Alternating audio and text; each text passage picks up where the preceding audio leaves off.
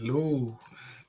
Hello, my name is Pastor O. As you know, you are welcome back to the Leadership Lifter for small group leaders for this week. This is week 2 on our curriculum of the purpose-driven life. I hope your first meeting went well and that you and your group are really excited about what is in store for the next 5 weeks. We have just finished the first week of reading a chapter a day, and then we have 5 more weeks to go. So here's what you should do first. Begin by taking the first 15 minutes to help everyone feel connected when you're going to start your next group meeting, hopefully this Wednesday. In your study guide, there are 3 ways to do this. First, you welcome any new people who are with you for the first time today. Introduce them or ask them to punch in their name on the chat screen, or to say it if you are doing a live, everybody together, so that you can, whether it's on audio or video, let them say their name, welcome them, and have everyone who is on the call introduce themselves. Number 2, ask your group this question. When you are growing up, what was your picture of God? This is just like a kind of a icebreaker. And you can also use, number 3, you can use the spiritual health assessment form that is part of your small group leader guide. This is completely optional to you, for you. I want to be clear about that.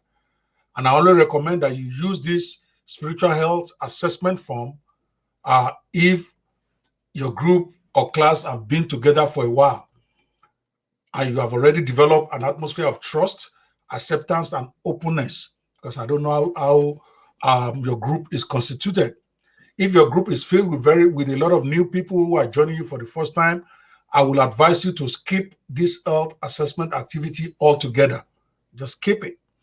Now, the spiritual health assessment is a very powerful tool for growth. And at the end of the 40 days of purpose challenge, we will come back to this. And don't worry if we don't cover it right now in your own group. I will leave it up to your judgment whether your group is established enough to do this assessment in this section.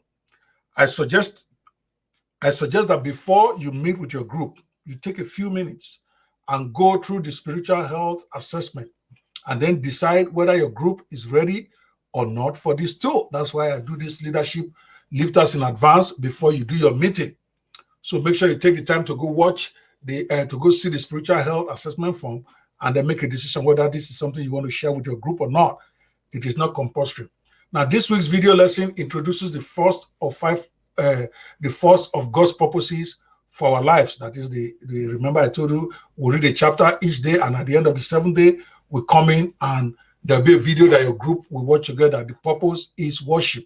We're going to be in this video. We're going to be the one you're going to be showing today. In your next meeting, you will be using the one on the purpose of worship.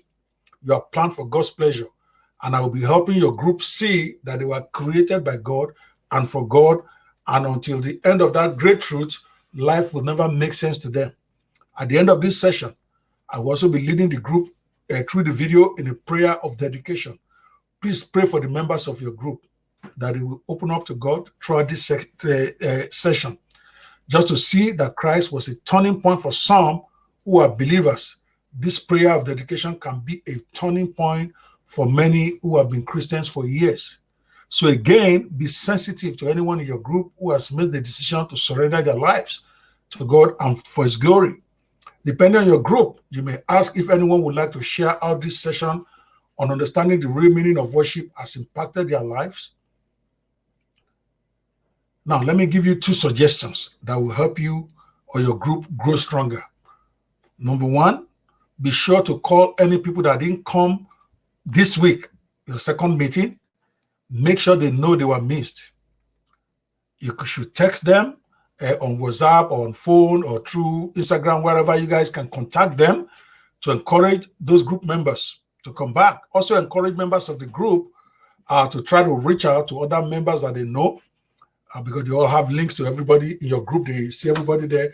Those who didn't show up for the meeting, they should try to reach out to them, let them know they are missed, and encourage them to come back to the next meeting that you're going to be having.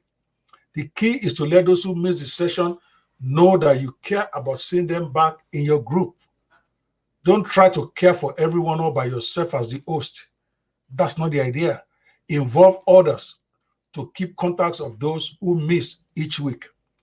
Point number 2 that I want to share with you to help your group get better is that if you have more than 8 people in your group, for instance, the way this thing always works out, it probably means that some other people are just doing most of the talking while some are remaining silent and not saying anything.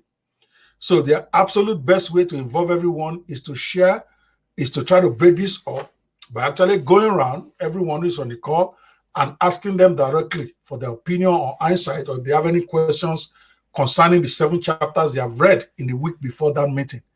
That way you give everybody an opportunity to talk, because sometimes some are more dominant than the others, and some will just keep quiet if some people are just dominating the discussion. So you want to draw them in by giving them opportunity to contribute, whether you are doing your own call over the a voice call, video call, or even by chat. Encourage them. So as you stop the video, when the second video is finished playing, the video in which I explain the purpose of the week, take some moments to pray for every individual in your group by name. Ask them that let us pray, then pray for them. Pray by name. I pray for Opie, I pray for John, I pray for Gabriel, and all that. You will pray that in this session they will learn the true meaning of worship, and that they will commit their life to God's first purpose for us, to know God and to love Him. That's it.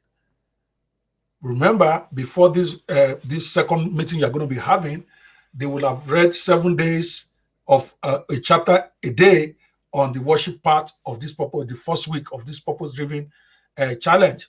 And your meeting is the culmination of that 7 day, just like this is for you. So after they watch my video talking about the purpose of worship, the first video in the series, then you want to pray for them, and that they will learn the meaning of worship, and that they will commit to that in their lives, and then exchange pleasantries with them. Let everybody give one one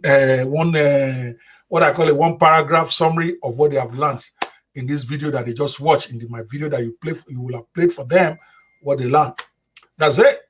The Lord bless you. I see you next week.